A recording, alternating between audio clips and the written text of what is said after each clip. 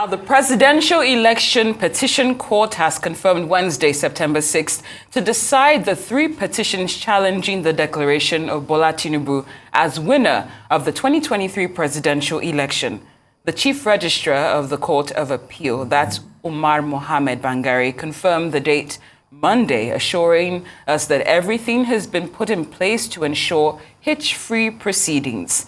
The petitions to be decided are those filed by the presidential candidate of the People's Democratic Party, Atiku Abubakar, and his counterpart in the Labour Party, that's Peter Obi, as well as that of Allied People's Movement, APM.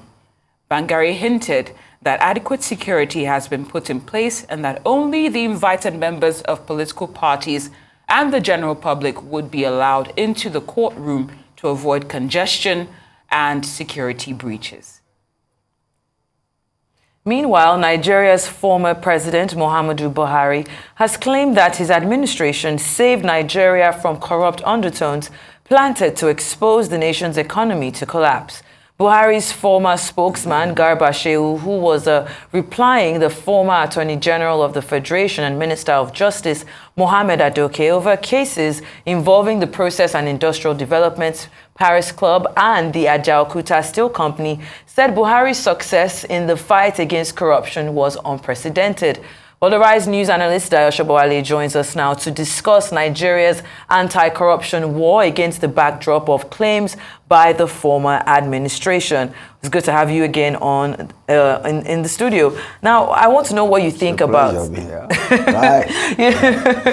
It's a pleasure having you. But I want us to talk about these, these comments, the back and forth. We're seeing these claims that the 8 years that Buhari was president was one of the most corrupt administrations ever. And then the back claim saying, no, this was unprecedented. If anything, Buhari saved Nigeria from graft. What do you think about these comments? Well, I think it is a waste of our time. Oh.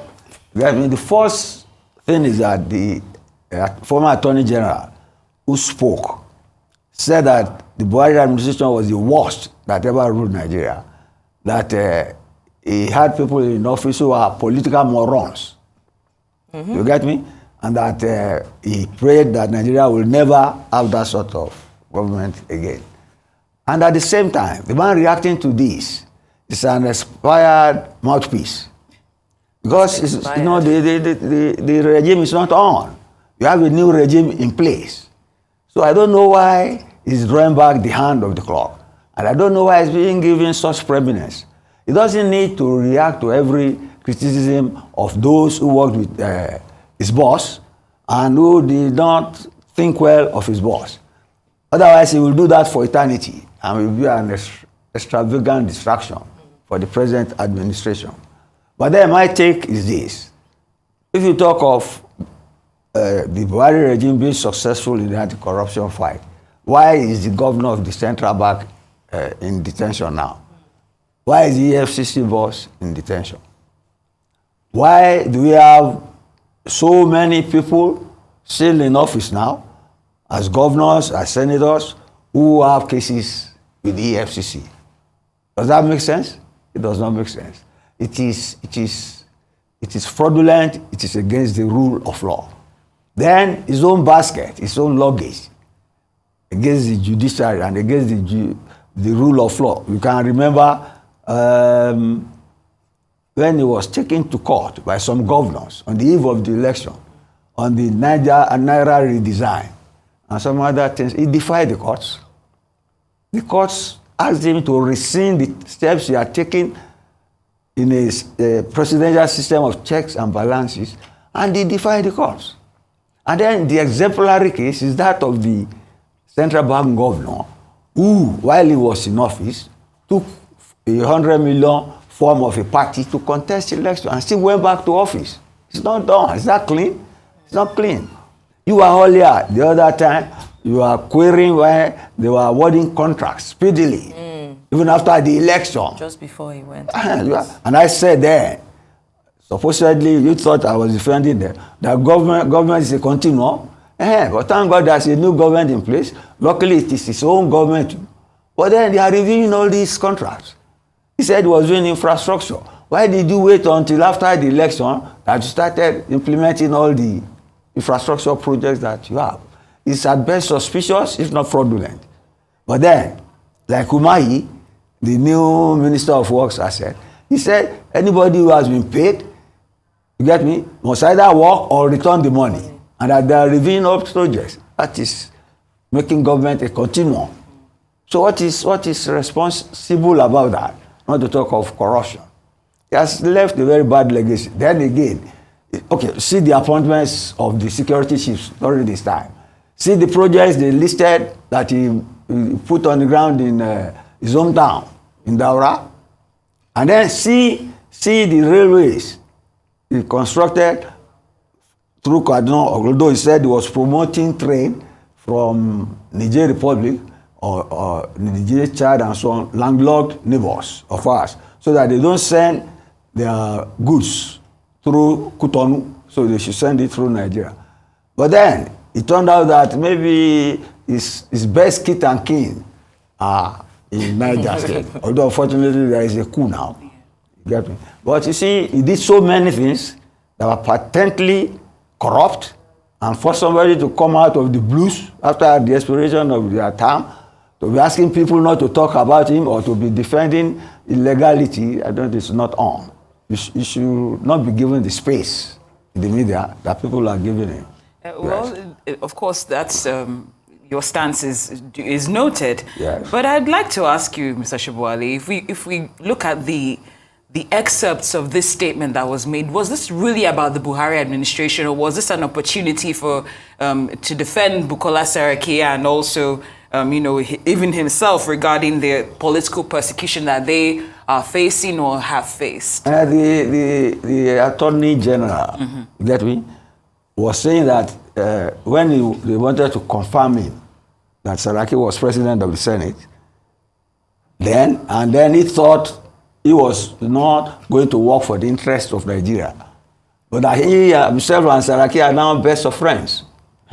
What he's saying, you should look at the projects he mentioned, the Ajaokuta and the case we had, where they said we pay, I mean, they were ready to seize our embassies all over the place. That's about 100 million. But then the judge, even the British judge, said that our own prosecutor did not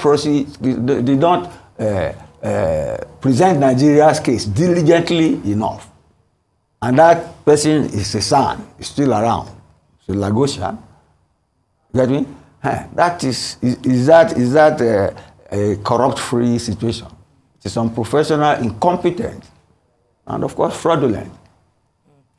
I mean, you've spoken about, and I want to just take this conversation a bit further, because you've spoken about continuum in government. Yes. And he even started off his statement saying that, the Buhari administration inherited this case from the Jonathan administration, on which Adoke served and did everything to stop the execution of the $10 billion judgment debt liability against Nigeria. Yes. Even now, as we are in the Tinubu administration, we also have almost a reputation of, we inherited a bad government. And I want to just talk about this thing about current administrations pointing the fingers towards the past as opposed to towards the future. But do you think it's something that we should just... This administration served 2 terms of 8 years.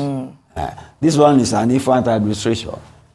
You get me? And then it has to review what it has meant on the ground. You get to a new house, you clean it up before you do what you have to do it, to make it convenient to yourself. So it's too early to judge them. And they haven't really rescinded anything. Get me? I haven't heard the ministers, they just say they will review. They will review. You see, it's not easy to cancel contracts because there are legal implications, both personal and sovereign. It's not easy. That's why government is a continuum. But then, if you see things moving too fast, and not at the pace at which they should, look at Buhari again. For 6 months, he did not appoint ministers. You get me? Now, as a result, he was the permanent secretaries were running the ministries. And then, most of them, the MDs, he said they did not send reports to the Auditor General's office to be vetted. So he was just spending money. Nobody did anything to that. We had an accountant general of the Federation that siphoned trillions We had an insurance man that was caught red-handed, but then was pardoned by the backyard, by this same former administration. So what are you talking about? You see, his reputation was built on when he was a military ruler with Tunde Idiagbon. You get me? Mm-hmm. When they dealt seriously with corrupt people then, introduced the Q culture in Nigeria, which is still on. But then, that was why people brought him in. He contested about 3 times and lost. Mm-hmm. Until the Emilokon people brought him in for 8 years. And then what has happened?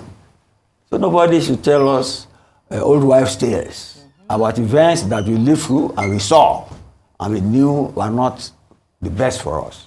But from this old wives' tales, is there anything that you've taken that is substantial or significant that you think would be relevant to us today at all? About Buhari? We are talking about Buhari. Yes. Of course, the projects, that if they review them, because that's what he thinks his legacy is. His legacy is. He set up the Infrastructure Development Fund. Those of them that they are able to construct and carry out, of course, history will justify him. Posterity will praise him for it. But it's not for us to say anything now. What we have on the ground is the violation of the law, lack of accountability. You get me? And this, I'll even forget this effort to sabotage the last election by resigning the Naira. We have not recovered from that till now. When you see the confusion, when you see the 500 Naira note or 200 Naira, some people are losing money on account of that now. And they don't have enough of the new notes. The old notes are not available. Is that not a financial crime? Not to talk of corruption. Please, let the spokesman retire with his boss and let us breathe. That's a good place to end it. Well, thank you so much for being here. Of course, we love your analysis on Newsday.